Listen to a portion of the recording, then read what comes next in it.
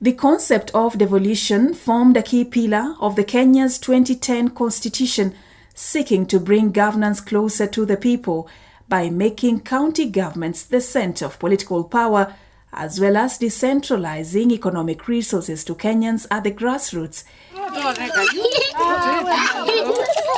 8 years since the implementation of this decentralized system of government, has it worked? Dr. Kenneth Mbuvi is a governance expert and senior lecturer at the University of Nairobi. He argues that devolution has presented a major transformation of the country, bringing robust grassroots development. There were areas that, did not see any major development in the provision of healthcare and many of those social services.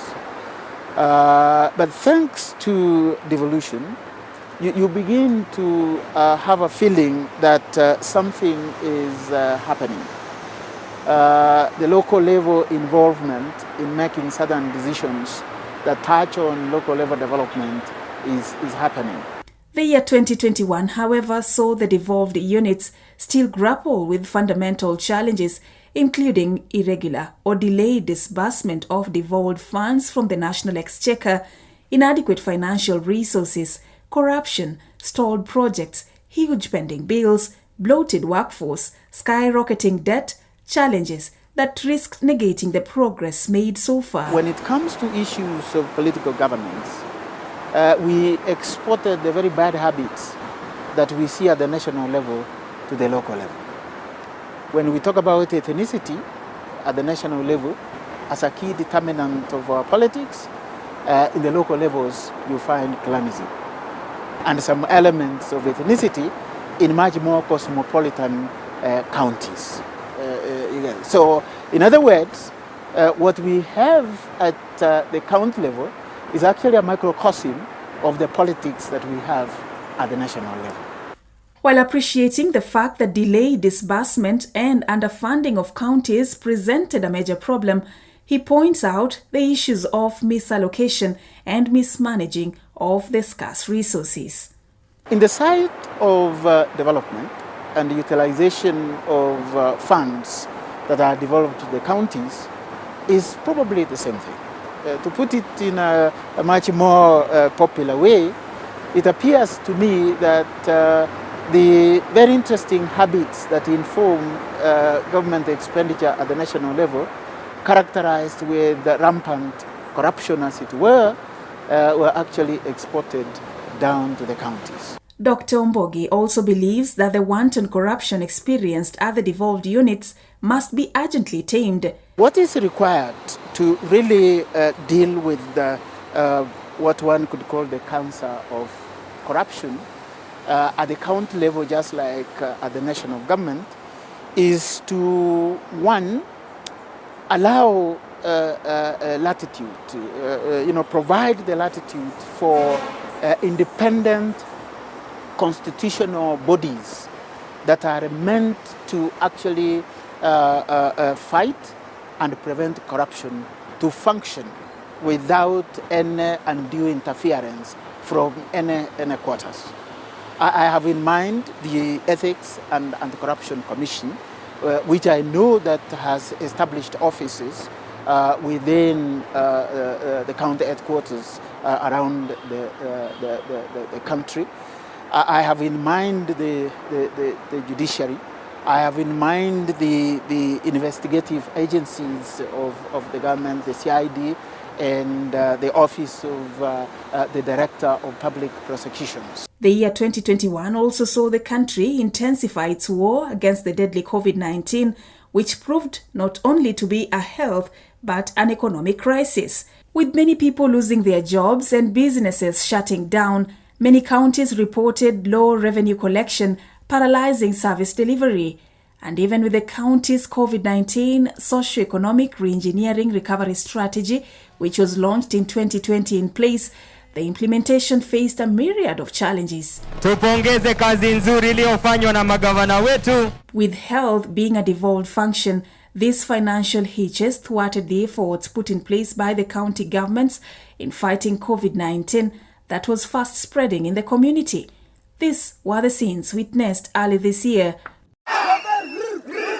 scenes that almost put to a standstill the health sector at a time when the country was dealing with an invisible enemy, COVID-19. Health workers went on strike to demand personal protective equipment and medical insurance as the disease took a toll on them. Tulikuwa na watu wengi ambao wanafanya kazi hawalipwi. Mishahara inacheleweshwa hata miezi 3. Wengine walifukuzwa kazi, kama wengine walikuwa wamefukuzwa kule Kisii na wengine kule Kirinyaga.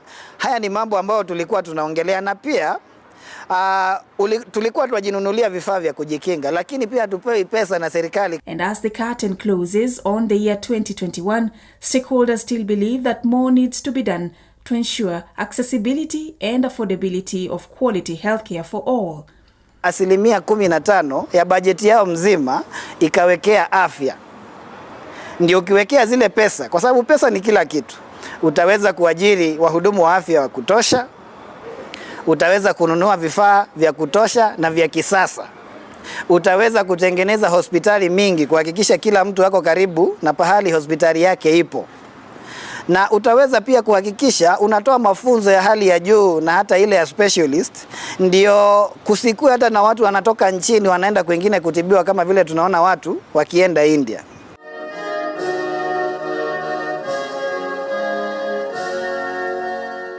The 7th annual Devolution Conference, which was initially scheduled to be held from the 23rd to 26th of August 2021, was pushed forward to November 23rd to 26th, 2021. The forum, which was hosted in Wote, Makueni County, under the theme Multi-Level Governance for Climate Action, saw the county bosses and other stakeholders commit to support grassroots initiatives for combating climate change. In his speech, which he delivered virtually, President Uhuru Kenyatta affirmed Kenya's commitment to reduce the negative impact of climate change.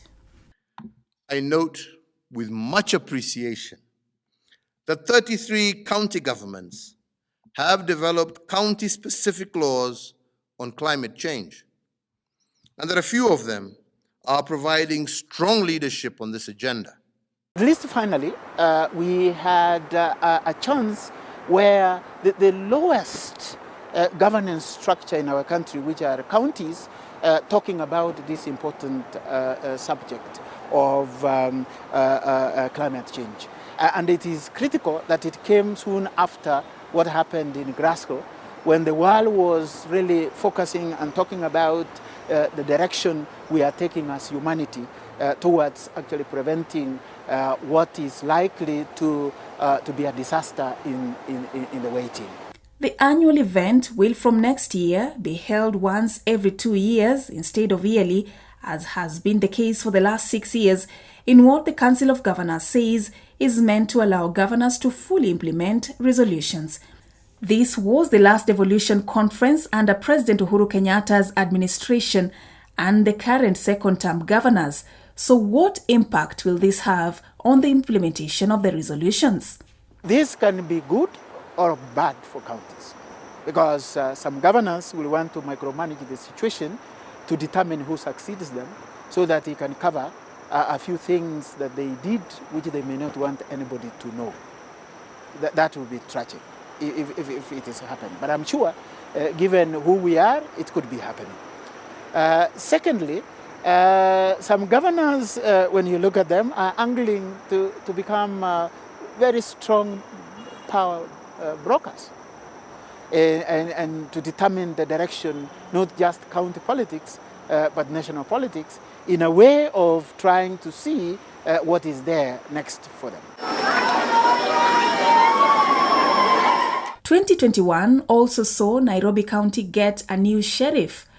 I, Ann Kananu, do swear that I shall always truly and diligently serve the people of the Republic of Kenya in the office of the Governor of Nairobi City County. Ann Kananu was sworn in to replace Mike Mbuvi Sonko. Kananu too facing turbulence on her first days in office. Her attempts to appoint a deputy blocked by the Ethics and Anti-Corruption Commission on integrity grounds. Arambe! And as the country edges closer to the 2022 general election, and a majority of the second-term governors weighing their options, we can only hope that the transition will not present yet another quagmire for the devolved units. For the 2021 end-year review, I am Serfine Achieng.